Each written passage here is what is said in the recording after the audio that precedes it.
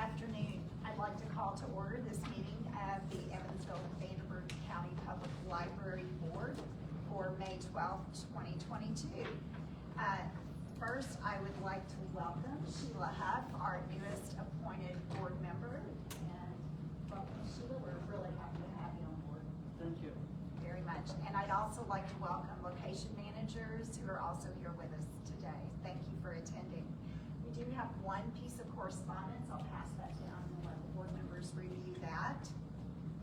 And then moving on, we'll look at consent agenda.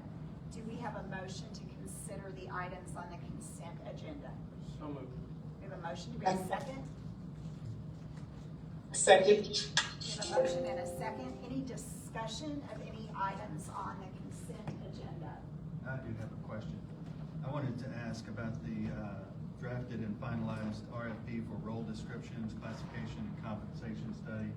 When the last time was that we did that, and how much we might anticipate that it costs. So the last time we did a full compensation study was 2012, and the pay scale went into effect in 2013. We did a partial pay scale in 2018, but only 28 positions were reviewed at that time. I don't know how much it cost. I wasn't here at that time, but we do have it budgeted within our professional services. This was budgeted for to do this year. Okay. Any further questions or discussion about consent items? I just wanted to point out also that the Stringtown story of the customer that was shared by a staff member where the father comes in once a week to read books to his infant daughter. It is just another reason when we look at the facilities master plan and the suggestions, especially around Stringtown Library. Every library has its own unique situation, and I think we should always consider it when we move forward with this plan. Thank you. Any further discussion? If none, all those in favor of accepting the consent agenda signify by saying aye. Aye. Those opposed, nay. And that passes. Governance, we have nothing to consider there. Lori, finance report. As of the end of April 30th, 2022, the balance of our operating fund is 75% or $11,303,000. As I mentioned last month, we're still in the process of going back over our equipment and repair request lists that were submitted last year by several predecessors. 6 of the 8 location managers are either new to their location or new in general to the location manager position. So we've just finalized that and getting ready to purchase and place orders for several of the larger items. So we'll continue to keep you updated on that. Report for investments. In our 4 funds, our investments total $12,194,300. The average daily yield for April was 0.3016 or up 0.8%. And the year-to-date daily average yield was 0.1683 or up 0.4% in March. Thank you. Approval of bills. Sabrina. Yes, hi. Hello, everyone. Can you hear me? Yes, thank you. Okay, all right. I move for approval of the invoices dated April the 13th of 2022 through May the 12th of 2022 for $334,000, $396.03, and then for the payroll from April the 8th through April the 22nd of $396,668.58. Second. We have a motion and a second to approve the bills. Any discussion or questions? I have a question. In the first check register, CD 000117, there's a line item for Cengage Learning Inc. Gale, can you explain what that is? The Cengage Learning, 49,000. So those are part of our databases that we have available to our patrons to utilize. There's a breakdown of 4 different types of databases within that Gale. That's just the name, It's the the Gale database. vendor name, yeah.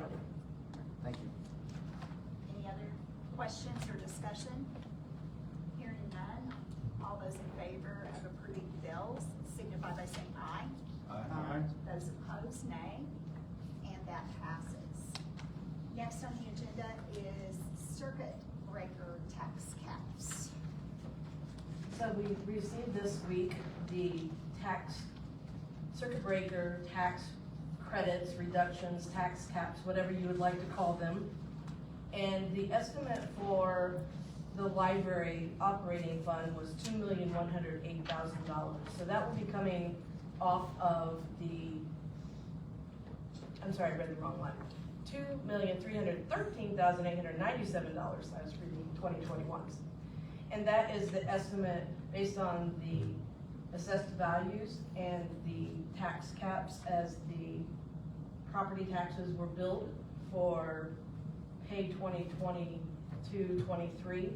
And so we're looking at a reduction of our overall operating property taxes of $2,313,000. And then the bond interest and redemption fund is actually a protected tax. And so the only thing that applies on that particular fund is the exemptions for 65 and older. And that was estimated at $4,486. And then the taxes that are levied for Willard, their estimated reduction is $250,759. So we'll know the exact amounts in December when we get our tax settlement based on any shortfalls, appeals, and additional assessments that might come through in the fall to property taxes, so, or to properties, and that will affect our taxes. So this comes right off of what our certified levy was for 2022. Question, Yes. so does that all come off the December installment and not partially off of June also? What we've experienced or what's been trending is that they give us just shy of 50% of our certified levy in June, usually around 45 to 48%, and then they do their big adjustment with our December settlement. And then the information in the middle of the particular spreadsheet and down below, just some additional information so you can see based on our budget, what percentage of that will be a shortfall or tax reduction. So for our operating fund, that's almost 16%. For the bond interest redemption fund or debt service is 0.5% because it doesn't apply to the tax caps, and then 20% for Willard. So, and the bottom is what our local income tax is estimated for the year and the percentage of our overall budget. Thank you, Lori. Any other questions for Lori? All right, hearing none, we will move on to other business. We're scheduled today to have a presentation from Ice Miller, from Kristen McClellan. So Kristen, we'll turn things over to you. Great. Sylvia and Jake, can you hear me okay on this microphone? Yeah, we sure can. Turn it Yep. towards you. Great. I didn't know if you guys wanted me to go first or if you wanted to. It doesn't. Maybe makes sense for us to go first so we can kind of talk through the numbers and then you can talk through cross-ups. That sounds great. Everyone's okay with us switching them around in the schedule? And so I'd like to introduce Sylvia Gray and Jake Shuey, who will be presenting from Baker Tilly first. Hi, good afternoon, everyone. Thank you for your flexibility in allowing us to present remotely this afternoon. So this afternoon, I'm going to walk through the financing options that we prepared for the library, and kind of the big picture here is that the library does have significant amount of debt that's rolling off. So I know that you're in the process of considering a lot of different options, and so you are well positioned moving forward based upon what your current debt structure looks like. So if you wouldn't mind going to the next slide.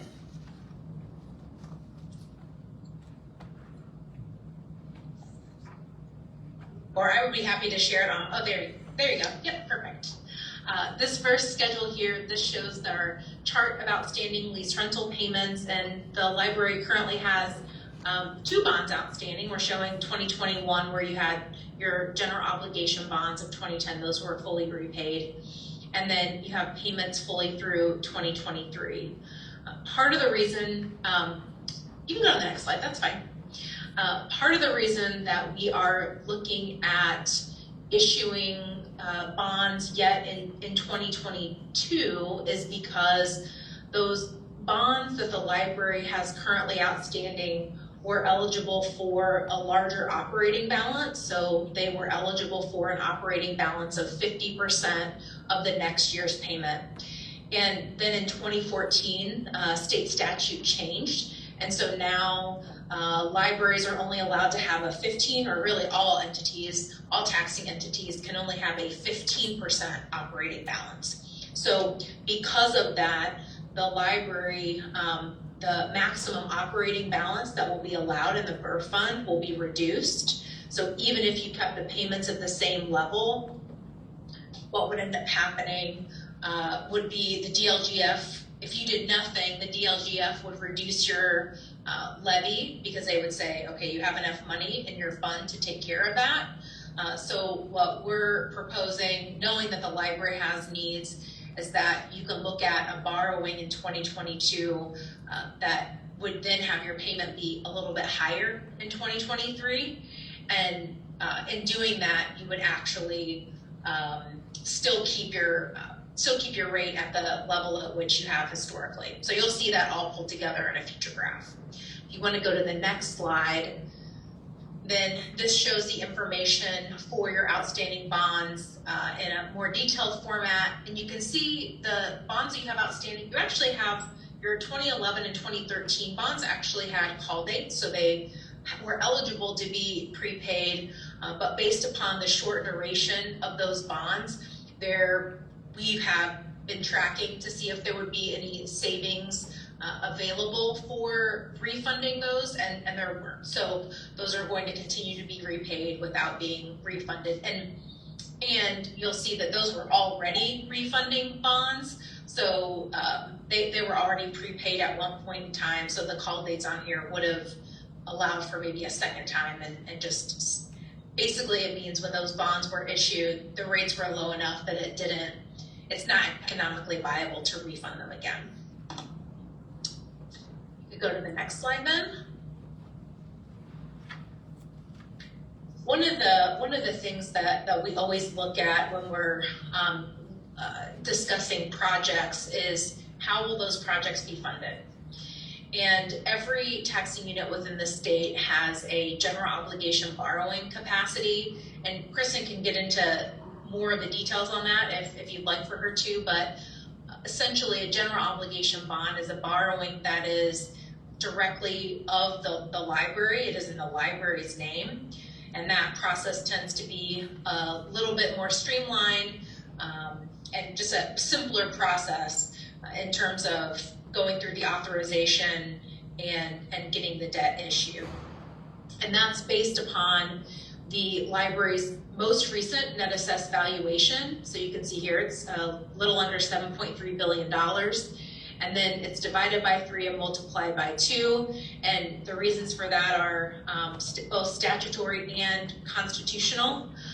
So you can see the estimated debt limit is a little under 48.6 million. The library does not have any outstanding general obligation debt currently, so that's your full borrowing capacity. If you're wondering, well, why do we have other debt that's outstanding and that's not showing up here? That's a great question. And at the time that those other bonds were issued, it was determined that either because of the borrowing capacity or because of the type of projects that were being taken care of, that another option for issuing debt, which was through a leasing corporation or a building corporation, was utilized. And so that's why, and that debt is outside of this general obligation borrowing capacity.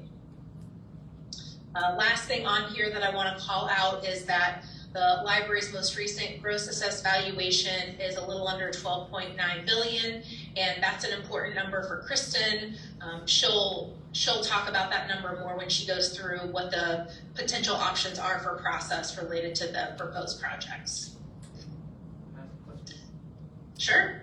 How much is outstanding on the non-general obligation bond capacity? How much? Ooh, that's a good question. I don't have that immediately at my fingertips, but maybe while I'm working on this, or I'm talking through the presentation, Jake can pull that information and he can just chime in when he has it pulled up. That's a good question. Not a whole lot. Let's see here. Couldn't be more than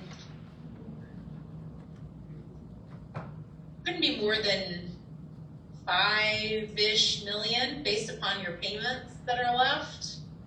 A little more than that probably. I'm just trying to think through like how much interest is on them.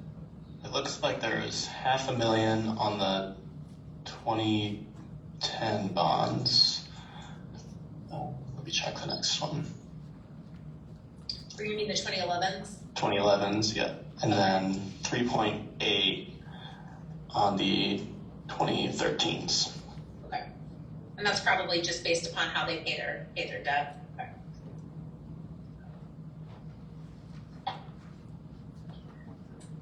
Any other questions before I move to the next slide? Okay, next slide, please. All right, so here we provided two different bonds for the library's discussion. And the first is a general obligation borrowing of about $4 million, and we'd look at that being repaid over 5 years. Part of that, I think, is based upon maybe some needs that have been identified thus far, but that number can certainly change up to $5.815 million, as Kristen will talk about with the thresholds, or it could certainly be reduced as well. But looking to have a shorter term bond paid over 5 years, as some of the other projects that are larger in scale are getting more thoroughly vetted so that you have what you ultimately want your project to be. So then for the 2023 borrowing, what we have calculated right here is basically based on what we call a capacity calculation. And so you'll see that on the next slide, but basically we looked at, okay, based upon estimated interest rates, how much could be supported based upon the estimated target tax rate of 3.77 cents. And so we've calculated that at about 31.17 million, and that's based upon an interest rate of about 5.2%. And interest rates have been, I'm sure those of you who are monitoring things very closely, interest rates have been increasing at a pretty quick clip. And today I sold bonds for a school district of about $14.9 million, repaid over about that 19-year time frame, and interest rates were just shy of 4%. So we have cushion built in right now, but just for everyone's awareness, I think what we're going to start to see is projects that we've enjoyed a very low interest rate for many, many years. And so that's really allowed projects for folks to really be able to get more for their money. And we may be entering a time right now where, as interest rates are increasing, where that may end up impacting total ability to borrow. So as the library gets costs more firmly determined, we'll want to make sure that we build in enough flexibility in the parameters so that the library has authority to issue as much as it might be able to, depending on where interest rates come in the day of the sale. Any questions on kind of that overall philosophy or kind of our general approach to putting this together? Yeah, quick question, and it has to do with the 5-year. I kind of pick up the strategy on the chart on the next page, but why is the 31.75 million at a reflected on that next one as a smaller amount, or is that just it's the payment? Again, why the 5-year? I was confused by that. You mean, why do we select a 5-year repayment? Well, is that just to tie to the assets that they're funding, or? I mean, for us, that was just one potential option for repayment because we were looking at the larger issuance going out. If you said, we'd really rather pay that in 2 years or 3 years, that could very easily be done. And then, I mean, ultimately, if you're looking at kind of those two numbers combined, you have about $35 million between the two series of bonds. So you may just, the bars may look a little different, like where the colors are shaded, but your total overall capacity will still be at about that 35 million. Does that help? That's another question. So if we wanted to go to $6 million for the short term, we'd have to reduce the long term to 29 million. Yeah, I mean, you would essentially, for all of you, what I would think about is these two series of bonds. And the reason, if you're wondering, well, why are we even looking at a borrowing in 2022? If you go forward go to the next slide, please, slide 6. I think this is where, and if you can make it maybe a little bit smaller so we can see everything on there, perfect. So I think this is where it kind of pulls everything together for you. The gray here represents the outstanding indebtedness, and then that, the green bar represents an illustrative repayment of bonds that could be issued this year, and then the blue represents illustrative bonds that could be issued next year. And the kind of the larger line with the dots in the middle, that is what represents the estimated debt service fund tax rate. So you can see we're keeping the rate overall steady in terms of that targeted tax rate of about 3.77 cents. But you can see that the more dotted line, that is what represents your estimated ending cash balance in your birth fund. And so if you look at, where the level has been in that, $1.5-ish million range or so, we're showing that that's going to come down in 2023. And that's to accommodate, you can see the green bar in 2023 is showing a higher payment than what you've been paying. And the reason for that is it's a planned spend down of your operating balance. And the reason for that, again, is because the state statute changed back in 2014 that said any debt issued after July 1 of 2014 would only be eligible for a 15% operating balance. And all of the existing debt of the library was pre-2014, so you were able to carry a 50% operating balance. So instead of having the rate kind of jump up and down in 2023, our suggestion was, okay, if you have projects that are really kind of almost shovel ready to go, you should issue, our suggestion was, if you are interested in kind of managing that overall tax rate, you could look at issuing something in 2022 that would accomplish managing that overall tax rate. That would also give you a little bit of time to look at the larger project. And so the composition then of the green and the blue, I think you can kind of look at them interchangeably. We can mix them if you want to pay the green bars a little bit sooner and the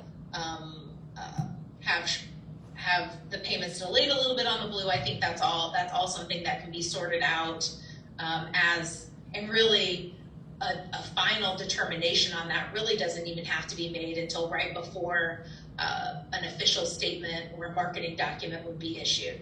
So you definitely have time to think through the repayment term.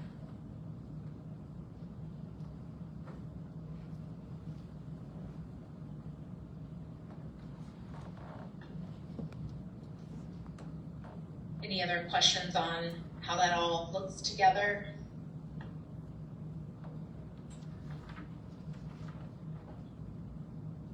And then the next slide just summarizes the same information, but it's just more for those on the board and in the audience who really want to dive into more kind of the exact numbers of things that provide some of the detail there. The message I want to leave for you is just that, you know, the library has quite a bit of flexibility. So I think, you know, from our perspective, we can look at structuring the debt based upon useful life of some of the assets, or, you know, if you decide we don't really want to issue a bigger bond in 2023, maybe we want to issue another smaller bond in 2023 and then come back for the big one in 2024. That can all be accomplished as well. But based upon where we are today, we're looking at kind of a total capacity borrowing over the next 19 years or so, 19, 20 years of about $35 million.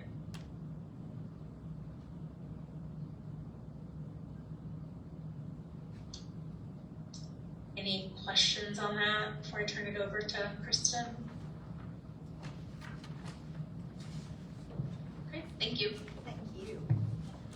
I know you have printouts in your packets. I also brought some if you want to pass it down, in part because I like to take notes on paper. So I tried to, there's a couple extra ones in here. Yep.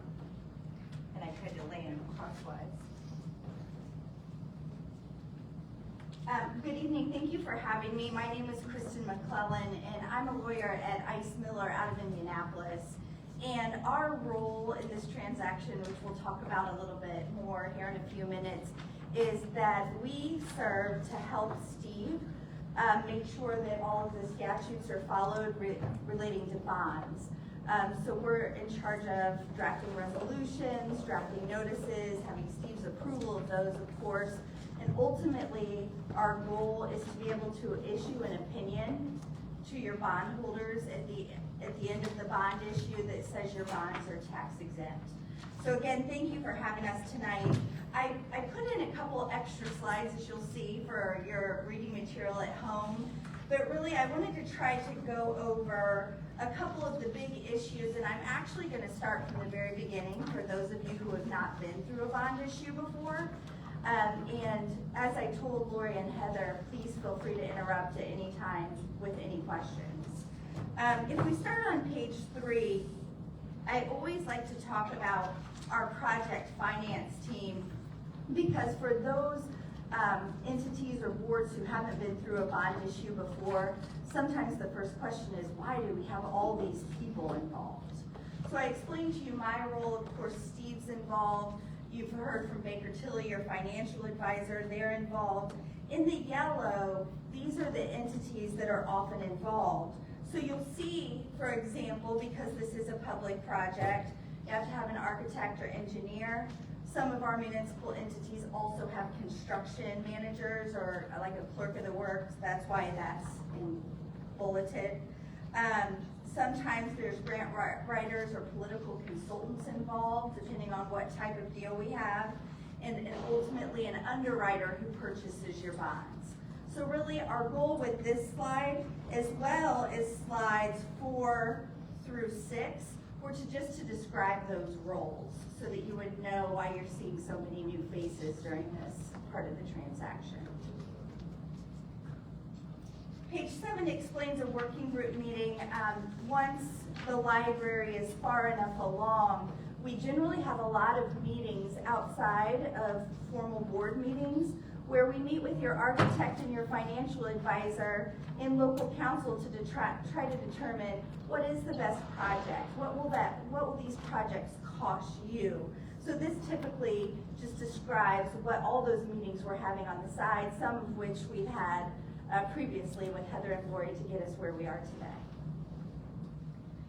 So if we turn to page 8, often a question that we get from our boards and the public is, how can we finance projects? How can we pay for them?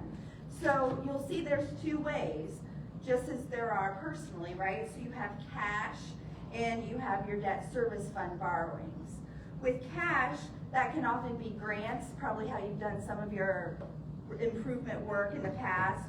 You could use your LERF fund, your rainy day fund. A lot of libraries and a lot of our entities across the state though have been pressured so much in those funds that most of the time we're looking to that bottom bucket of how do we borrow, much like how do we borrow for our homes. So when we do a borrowing, which is what we're here to talk about today, there are generally two types of borrowings we can do. Your library is one of the very few that is in a place where you really have the ability to do anything you want within a general obligation bond. Most of the times, as Belvia explained, every entity has a constitutional debt cap. Like where I live, my library can only issue $1 million of general obligation debt. Yes, because our net AV is so small. Where you all, as Belvia explained, have almost a $49 million bonding capacity. So today, I'm just going to talk to you about what is that then? What is a general obligation bond? But before we get there, on page 9, I also wanted to talk about what is a bond. Because for those of you who haven't served on a board for one of our political subdivisions or a municipal entity before, a bond is much like a mortgage. It is a security. It is a borrowing where the library will levy a tax to pay back payments over time. So I wanted to make sure that you all knew that when I say bond, I'm actually talking about the borrowing. These can be issued as taxable or tax exempt, and that is the greatest benefit for this library, that we can do these bonds on a tax exempt basis to get those lower interest rates that Belvia was talking about. So, Question. yes, So if they were issued by a leasing corporation, would they be tax exempt? absolutely, yep. So on page 10, we've summarized what Belvia has already talked about, which is what is a general obligation bond. And it literally is a debt of the library in the library's name. So it would be the Evansville Vanderburgh Public Library General Obligation Bonds of 2022. I put together a debt summary, which you all have in your packets as well. As Belvia explained, the last debts that the library's done, and you'll see across this page, we go all the way back, 2001, 2002, 2005, 11, and 13, were all what we call lease financings. And as Belvia explained, that was because at the time, you all didn't have a high enough bonding capacity to issue them in your name. So for these GO bonds, which is what we're talking about for both the 2022 potential project and the 2023 project, it would be a debt of the library.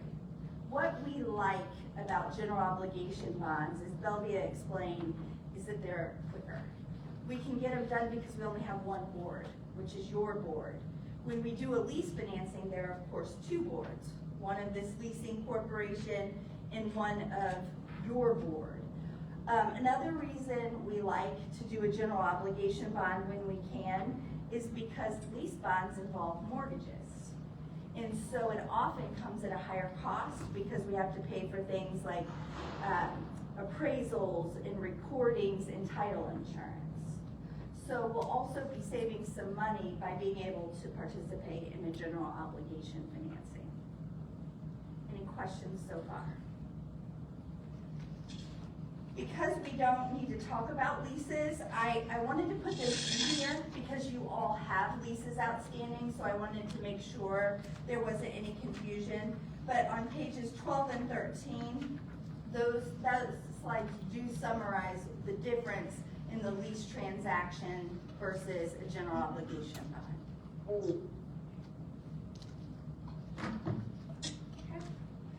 So the next thing that I really wanted to spend some time talking to you about starts on page 14, which is the taxpayer process. And the reason is because in Indiana, there's a misconception that projects of a certain amount have to go on a referendum ballot. And because we're just a week out from the election, I really like to bring this taxpayer process home to all of our boards so that we can make sure you understand when there is a formal taxpayer opposition process that applies. So if we go, and I'm gonna skip 15 because that's the legalese part of it, but if we go to page 16, when we're trying to determine what taxpayer process applies, and frankly, when we try to figure out what at least the library is financing for a tax exempt purpose, we will sit down with your administration team and say, what are the total project costs? So that word will become very important, because a lot of times you'll get estimates, maybe for this library building, and they'll say, the architect will come back and say, well, you need to do at least $4 million of work, but you could do $8 million. A lot of times those numbers are just brick and mortar or hard construction cost. But when we're doing a bond financing, we need to know how much everything costs. So what are soft costs? What's your insurance liability? What is the architect's gonna charge? And we also have to add in cost of issuance. So as you all are trying to determine the project costs or what each building, the scope of the work, focus on not only what are those hard construction costs, but also what is your soft construction? What is Belvia and Jay gonna tell us are our estimated costs of issuance? And this total project cost becomes really important, because if you flip to page 17, what you're going to see is that our statutes actually tell you when formal opposition applies based on total project costs. So here in this first oval, you'll see that this library could do a project, the total cost of which is $5,815,000 or below, and it is not subject to any formal taxpayer opposition. What does that mean? It's still transparent. We still have hearings. We still present information to the board and to the public. We publish notices. The only difference between that first box and the next two is one additional hearing. So I wanted you to know, no matter what type of project, what size, we will be transparent throughout any of the process. But in the first one, the taxpayers would have no direct veto. Correct. They can come in, they just can't formally stop it. With the next two, these are what we call control projects. So any project, the cost of which is between $5,815,000 and $17,445,000, that project is subject to a petition remonstrance race. So what does that mean? Subject to is the key in both this one and the next one. What that means is we hold that one additional hearing. After we hold that hearing, we publish a notice and wait 30 days to see if 500 registered voters or taxpayers petition to have the petition remonstrance rates applied to a project. The beauty of where your library is, not only do you have tons of geo capacity, but you have all this debt falling off. So when you go out to your public, unlike my library, you're not raising taxes. So it is likely that during those 30 days, you might not get a petition because you're not impacting their taxes. If you don't get a petition during those 30 days, we move forward, just as we would for a project under $5,815,000. So it's a 30-day wait period. Let's say that during that 30-day wait period, even though the projects you're considering or will consider are tax rate neutral, you get a valid petition of 500 voters or taxpayers. Here's how this process works. They file, the 500 registered voters or taxpayers file with the clerk.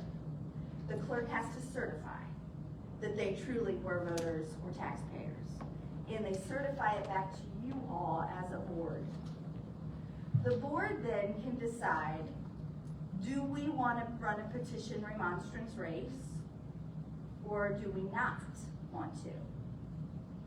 If you decide that you do not want to run the race, the project as it was described is stopped for 1 year.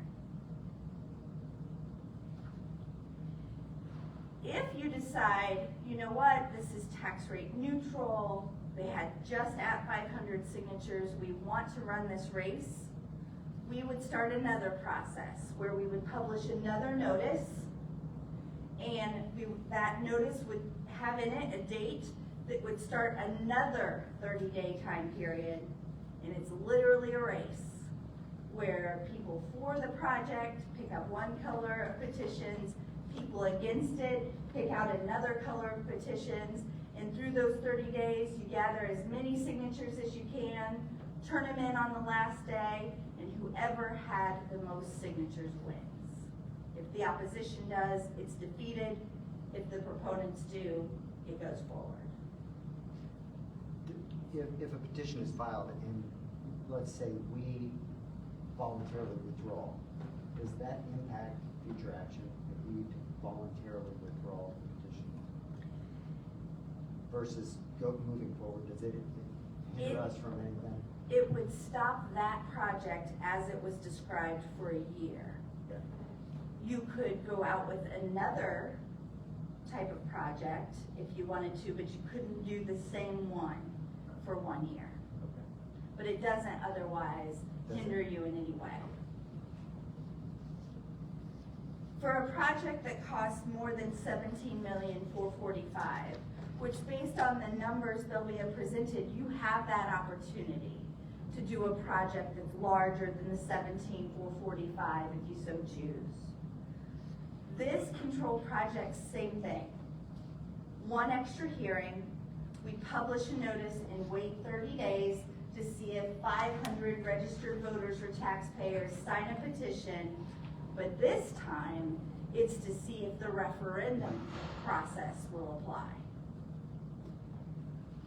This gets harder because if it's filed, right now the law says that we can run a referendum in May or November, but there are certain cutoff dates. Like August 1st is a cutoff date for the November election. We're coming off, we just got done with May. I think that cutoff date was like March 20 something. So we would have to look out if the board decided again that they didn't want to proceed, they didn't want to put it on a ballot, that project as described would be dead for 1 year. But if the board wanted to run a referendum, we may have even more of a delay than we would with the petition remonstrance race, because we're going to have to wait to see if our timing works to get on an election ballot. Does that have to be a general election in our county? It does not. Or primary election in our county? It does not. The problem though is depending on which precincts are open, because sometimes in a primary not all the precincts will be open. The library would have to pay for a special election in those. You don't do in Vanderburgh County any precincts? Voting centers. So if a voting center for some reason wouldn't be open, you would have to pay as a library board for that center to be open. What about a non-election year? In a non-election year, right, which is often difficult because it's going to cost money. And right now, every year we have legislation on this. Right now, we can still go to special election, but that each year they try to take that out or go to just general. So we would have to monitor depending on where we are. So, I'm just asking this to make sure I understand. So if we did a short-term one, that's not a problem. We do 3 long-term ones at $10 million each, so they fit with more than 5.8, but less than 17.4. But 3 different projects, $10 million each, should do simultaneously. If they all get petitioned, we can choose to go ahead with 2 and not go ahead with 1, or go ahead with all of them, or whatever, right? Yes, you And can that's choose. for everyone who's got it all. Correct, but I think some things I'd want to talk about is project isn't defined in the statute. We don't have any case law on it. What we do have though is Dlgf. Right now, if a taxpayer thinks you artificially divided a project to go around the controlled process, they can petition the Dlgf. So what we do have right now is Dlgf Guidance. So when we look at projects, we look at by building, which your library again is blessed in that you have so many different buildings. A lot of libraries only would have one. So you have so many, so we look by building, we look at type of work. So for example, if Lori and Heather said all of our buildings need new roofs, we would consider that one project because it would be roof project throughout the library district. Sorry? And probably one contract. Yeah, we look at how it's contracted. We look as if they're interrelated, like does one project, is it dependent upon another? So that, I wanted to talk about that first. The other benefit of putting all your projects, even if they're separate and distinct, into one and putting it subject to referendum, is that right now, and we've always recommended this, but right now it's gotten even harder with where bids are coming in. If a bid would come in low and your projects were all just one project for this purpose, if a bid would come on low on this building, you could take the money that was remaining and apply it to another building. Whereas if you said those buildings were separate projects, you couldn't move the money from this building to that building. So that's a huge benefit, especially in this market, of going out with one project, especially when it's tax rate neutral. The problem would be, I've discussed this generally with several people.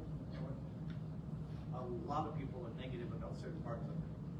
And having a very negative part of a big project might mean a referendum for the whole thing. Correct. And I think that would be, as you decide the scope, it would be determining what is the right project, maybe not the best project, but the right project at the right time, at the right rate. Your scenario you just mentioned, if we had a shortfall, if we did multiple, and we can't move money from the bonds, but we could utilize LRF or rainy day, correct? To pay a shortfall or no? So if your LRF or rainy day allocation is allocated to a project, that counts against the threshold. So let's say you said, I want to do 5 million at this building, and your bids come in at 6.1, your base bid, and you said, oh, that's okay, we can just take 1.1 from rainy day and LRF. We wouldn't be able to because it puts you over that 5,815,000. Now, gifts and grants don't count. So if you had a gift fund or you had a grant that came in, we wouldn't have to count that towards the threshold.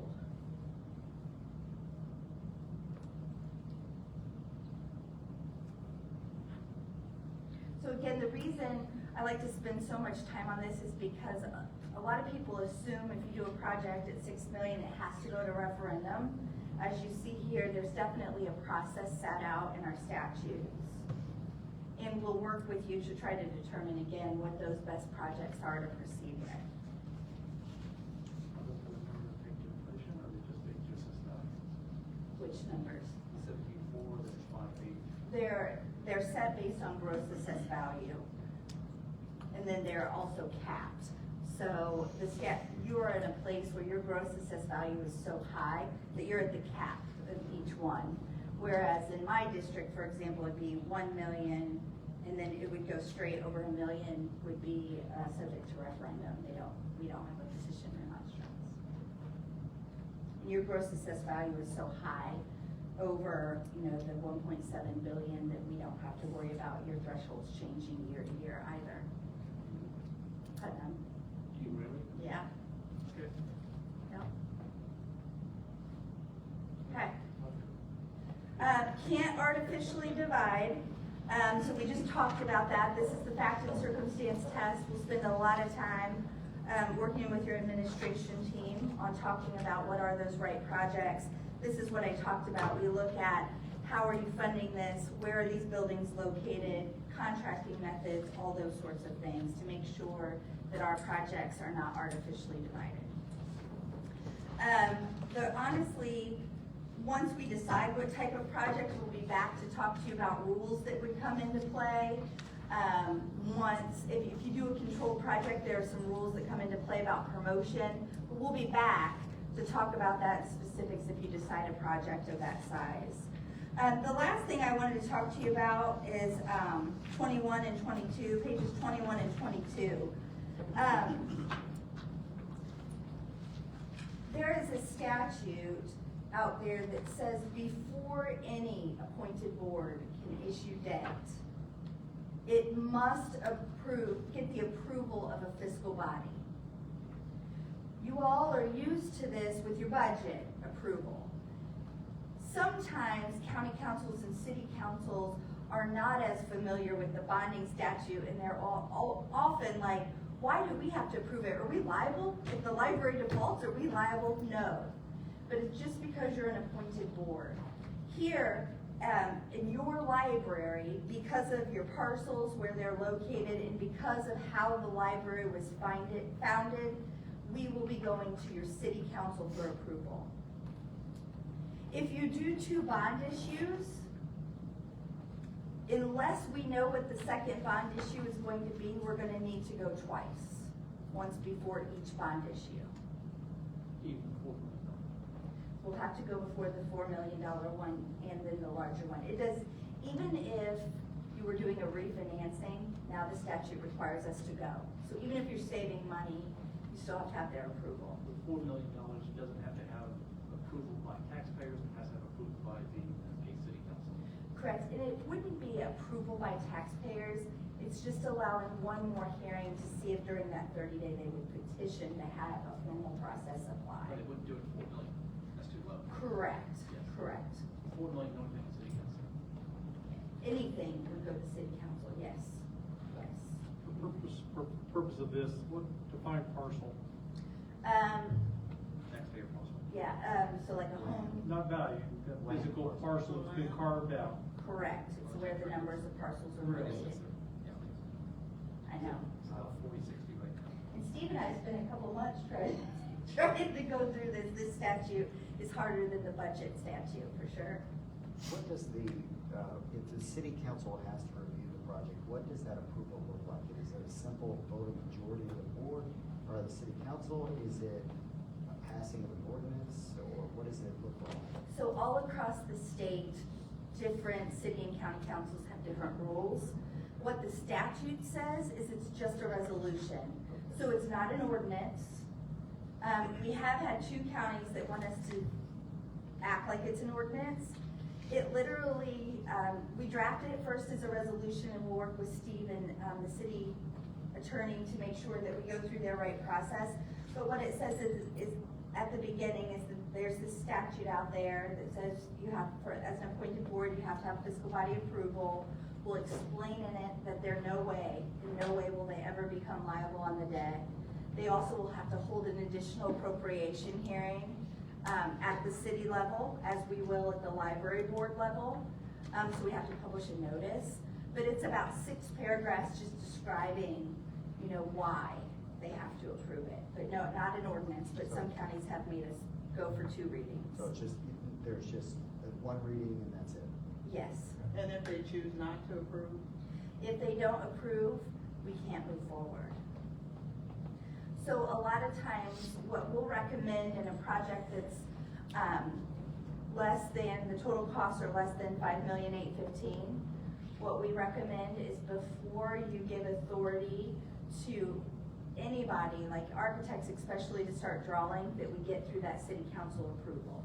You'll also see that Baker Tilly and their team and our teams will slow down during that, while we're waiting for that approval, because we know. We'll also work, we like to be able to have some time before we go to them, so that you can try to reach out to explain why you're going to them, and especially in your case, so you can explain the need and that it's tax rate neutral. You bring up another good point, or touched on the soft costs, as with the professional fees and such. If it's not approved, we're still on the hook for those out of our operating funds, or at LERP, rainy day, what happens? So, Because we're gonna have incurred some, yes. we try to keep it as low as we can during that process. I mean, we won't be drafting any legal documents or board minutes. Belvia and her team won't be running specific numbers. We'll all come to those meetings, Honestly, sometimes we have to go multiple times to a city or a county.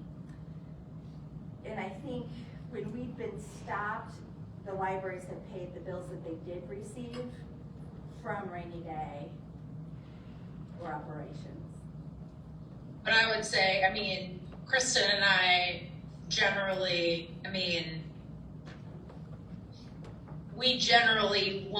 you generally won't see a bill from us until things are really moving forward. So please don't worry about that too much.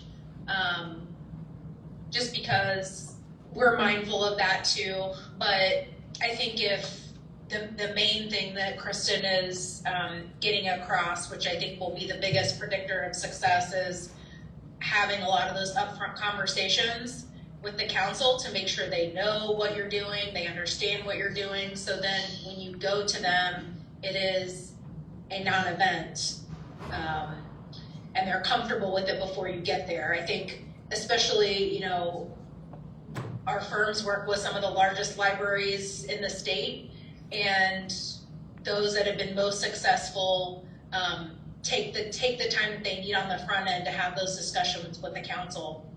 And especially if you're looking at multiple series, I would say making sure you lay the groundwork now to say, hey, we're getting approval for this bond issue now, but we will be coming back to you as we, as we get our project fully formulated, so that they're not surprised when you come to them again and say, well, why are you coming back again? So. And we've talked to your team about also educating everyone about exactly what the library does. It's huge in economic development. It's huge in resources for those who don't have access to resources. It's huge for teens and CASA and so many different things, community groups. This statistic right here, I love this because this is what we talked about. How many card holders, and that's amazing. How many people are coming through your doors, it's amazing. So making sure we have all of that information so they know how many people we're serving. So just to wrap up our overview. Before you wrap up. Yeah. So, if we want to do $4 million, when would somebody be meeting city council, when we have a resolution, when we be issuing the bond? So I put together a blank, I know this isn't gonna answer, a blank timetable so you could sort of see how long the process would take. If you're doing a project, $5,815,000 or below, it takes approximately 3 to 4 months if we can get through city council in 1 month.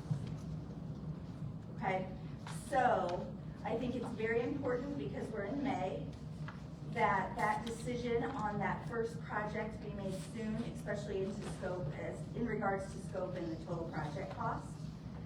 So that we can, because that'll be a non-controlled project, we'll have the library adopt a preliminary resolution in month 1.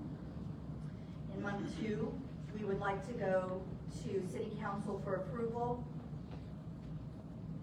And then in month 3, we would adopt our final resolution and we would be ready to sell bonds. So if you work backwards, as Belvia and Jake explained, we're gonna need, if you wanna manage your tax rate, we need to issue by the end of this year. If you work backwards, the latest we need to go for approval is August. And we have those possibilities that we will line out when we discuss it. I know you're gonna talk about this, Belinda, but we have those all lined out to talk about the possibilities and have a color-coded timetable that we will go over. So it's on the city council?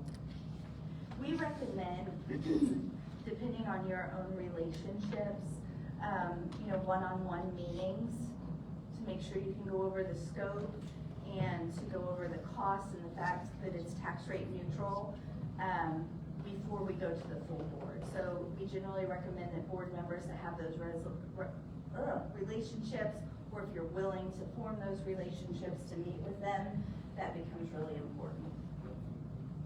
Yeah. Sorry? That makes sense.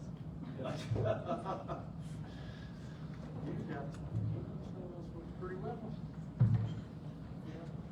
All right, any other questions? Yeah, so it's 5.1, or 5.185, or 5.81, whatever it is. If we went for that, only needed 4 million, could we just not take the other 1.8? It depends on where you are. If you've already sold bonds, Can't do it, or you can't do it, you can't pay Okay, them. save it. We wish you could, but with tax exempt bonds, we really need to know what your total project costs are gonna be and what your limit is. We'll go out with maxes, but if you only need less, if bids come in way below, which honestly, from what I've seen from your priority list, you have probably $100 million worth of work that you could potentially do if you wanted. So I don't think you'll run out of ways to spend it, but we can't just pay it back like we would on a home. Can't make larger payments. Like we described, $4 million worth of project, but it comes in $6 million or $5 million worth of money coming from your bond already. That's why it can't come in higher than the 4 million if you set it at 4 million. So if we go out and say, if we're doing this, and the bid's not coming at 4.6, we have to just cut it. So usually what we do is if you set it at 4, you could go to 5,815,000 without having another process. So you could put in. So it could go higher. You could put in, lure for rainy day up to the 1,000,008 if you issue at 4. But the problem becomes if you issue at 5 or 5.8 and the bids come in over, there's nothing you can do because it throws you into the controlled project. So what we work with the architect on is making sure they understand what you all want and what I need. So that way they build in the base bid alternates and deducts. So when they go out, they'll say, okay, Lori and Heather, we know you want these windows or you want this, but we're gonna put it in as an alternate so that it can stay right where it is. And that becomes important for your taxpayers to know that there's those guardrails as well. Let's say you're doing the larger project and your bids are coming in higher. Let's say you do 30 million and then come in higher. We gotta have alternates and deducts or do different bid packages to keep you right at the 30 million. But what, any construction project, you're gonna have cost overruns. What happens there if we run up on the rail? So they will actually, we try to do everything we can not to have cost overruns. So they're gonna put in an owner's contingency. Yeah, they're gonna put in an owner's contingency, they're gonna put in their contingency, and again, they're gonna design those packages to go out so they know what they have to have. Like sometimes they'll do multiple prime, sometimes they'll do alternates and deducts, just to make sure that you don't go over. So if the steel bid comes in high, which as you can imagine, we're having those conversations all the time, the architects will structure it so they know they can run deducts on those later packages that go out.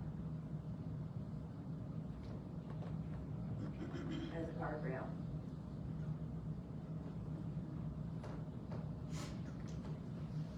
All right, any other questions? So I think it sounds as if time is of the essence, and I wonder if the board might want to consider an opportunity, perhaps an executive session to discuss a little further, and particularly at some of the identified projects. The board would have an opportunity to weigh in and also discuss the financials.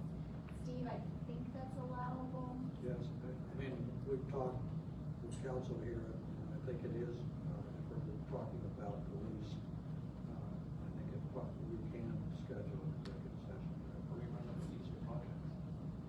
You said We have a you said lease, we have a projects. lease, Yeah, we have a lease outstanding. we have a lease outstanding right now. Which is And we project talked will be funding, which goes to the bonds, not- Correct. So it'll still fit, because we'll talk through the lease process and the new projects as well. Any reason why we have to do executive session? We can do it in public session too. I think you'll need multiple work sessions Yeah, if that's you do the- that. Because we have to advertise the meeting. That's the only problem, is trying to get this done. Can I take a session too?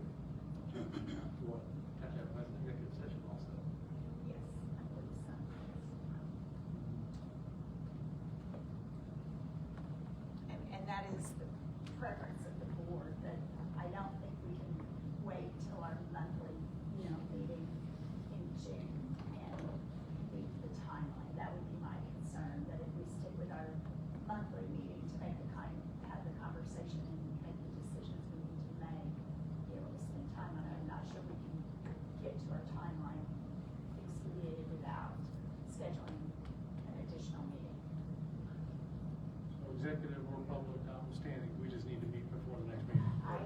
I think we probably do. I mean, these are, I think there, there's a lot to consider here. And before you talk with your city officials, you'll want to make sure you know the scope and the cost, the maximum cost you all decide on it, it'll be neutral. Have you all hired your architect?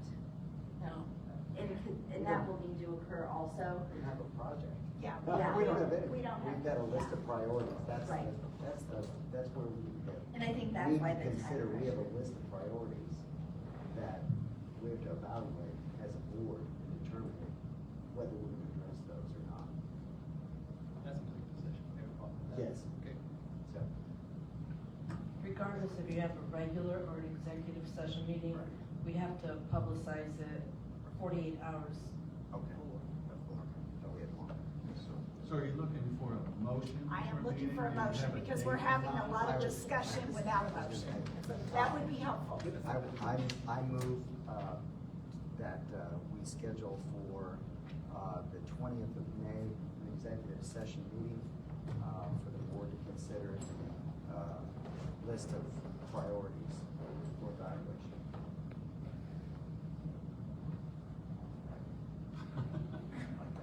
In a second. Second, discussion. Yep. Second. Yes, So- we have a motion and a second. So What what, time? At night? so with 4 the, o'clock, 4:30 or what? May 20, what time? I think that's the discussion. so with the motion on the floor like that, I mean, May 20th doesn't work for me, no matter what time, so whatever. But can the motion not be that we leave it to the president to survey the board to select a time and date that's most convenient to the majority of the board? And then, I withdraw my motion. okay. Okay. So we have a withdrawn motion. I'll second the new motion. We have a, I move that we authorize the president of the board to schedule a meeting, whether it be an executive session meeting, to discuss this topic at a time that's the most convenient to the majority of the board members. Second? Yeah. motion and a second. Any further discussion then? Hearing none, all those in favor signify by saying aye. Aye. Those opposed, nay. All right, that carries. All right, and I will, hold the board as soon as possible so that we can move forward. Melinda, for the record, the 20th doesn't work for me either time or date, so. Thank you, Sabrina. I feel like we're set up on that. Any announcements to come before the board? Could I just want to say really quickly, Tuesday at 1 o'clock, they did the Lucia Blonde thing at 1 o'clock. I guess it was a dedication of the plaque. Was fantastic. Heather spoke briefly, Scott spoke, the mayor spoke, and I can't remember who from Roberta. Yes, absolutely fabulous, and if you get a chance to check it out on the corner there, it's a great little plaque.